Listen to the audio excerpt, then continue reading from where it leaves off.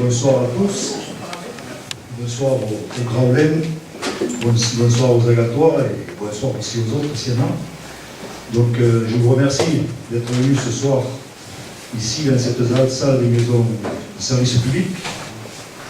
Et je vous en félicite d'ailleurs puisque à la fin de la réunion, vous n'aurez pas droit à un apéritif. Vous n'aurez pas droit non plus à un buffet dînatoire parce que vous n'êtes pas venus pour ça. Vous n'êtes pas des picassiers et j'espérais pas remplir la salle avec ce type de personnes. Donc c'est tout à votre honneur. Et puis, c'est aussi parce qu'en quelque sorte, nous voulons être exemplaires. Nous voulons donner l'exemple. C'est-à-dire que les autres candidats, quand ils font une réunion, ils font un apéritif qu'ils qualifient de convivial, comme si un apéritif pouvait être autrement, ou un buffet dînatoire, et puis ils reprochent en même temps au maire sortant de faire trop de réceptions, de faire trop de cérémonies, de faire trop de buffets. Donc comment peut-on reprocher à un maire sortant de faire ça si on fait déjà la même chose pendant la campagne électorale? Ça veut dire qu'après, on trouverait une excuse pour faire la même chose si on y était. Et moi je dis qu'il faut commencer par donner l'exemple pendant la campagne électorale.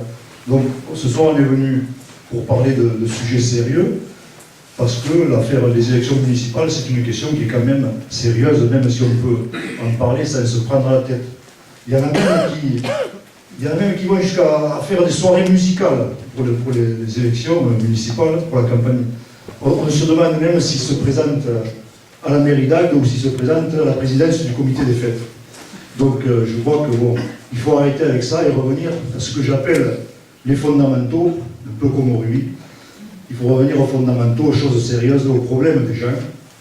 C'est-à-dire ce que j'ai commencé à traiter dans de nombreuses réunions, la dernière étant au Cap d'Agde, où sur la scène, nous avons parlé de l'emploi, des finances et aussi du tourisme, qui est une des grosses choses importantes dans notre secteur.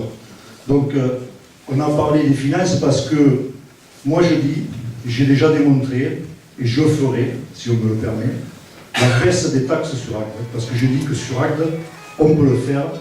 Je ne vais pas le redévelopper aujourd'hui, mais l'autre jour, je lui ai expliqué comment, en trouvant 3% de décalage nouveau entre les dépenses et les recettes, on peut redégager un bénéfice de 2000 € qui nous permettra de repartir dans le désendettement de la ville et dans la baisse des taxes, c'est tout à fait faisable.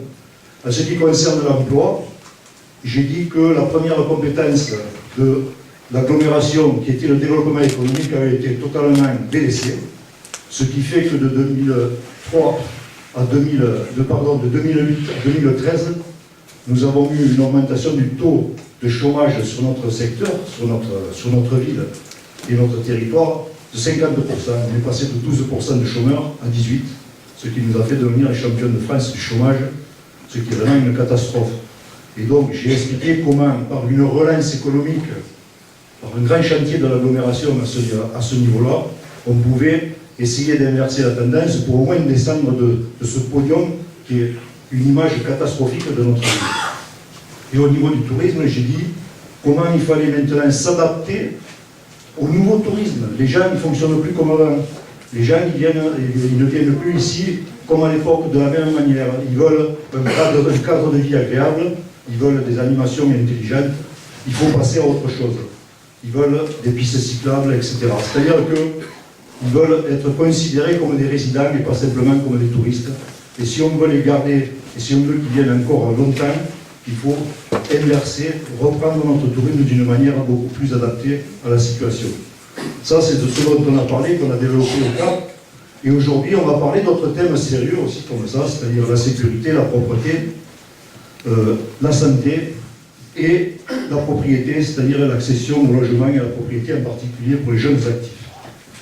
Et donc, pour que ce ne soit pas trop monotone à écouter, j'ai demandé à certains de mes policiers de me poser des questions. C'est-à-dire que ces questions correspondent aux questions que probablement vous vous posez aussi. Et je vais essayer d'y répondre devant vous le plus tranquillement possible pour voir comment sur Agde on peut progresser encore et comment on peut avancer sur des sujets qui touchent les gens.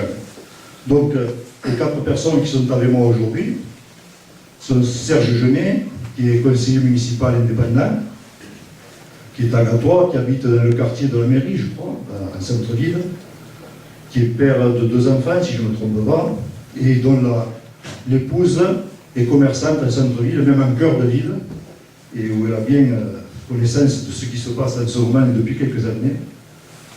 Il y a aussi Brigitte Pontier, qui est une ex-conseillère de clientèle à EDF, qui est aussi mère de 2 enfants, qui habite aussi en centre-ville, mais côté Hérault, et qui donc a été une créatrice d'une grande association agatoise qui gère la question animale.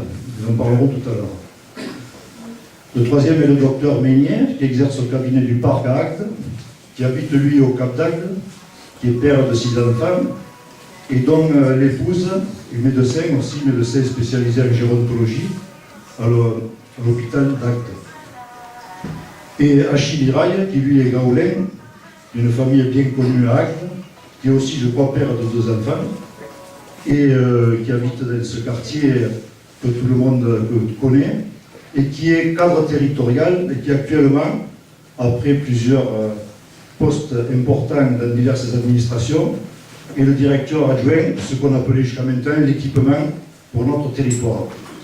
Donc je vais leur passer la parole pour me poser des questions, et puis je crois que c'est Serge qui commence pour la sécurité.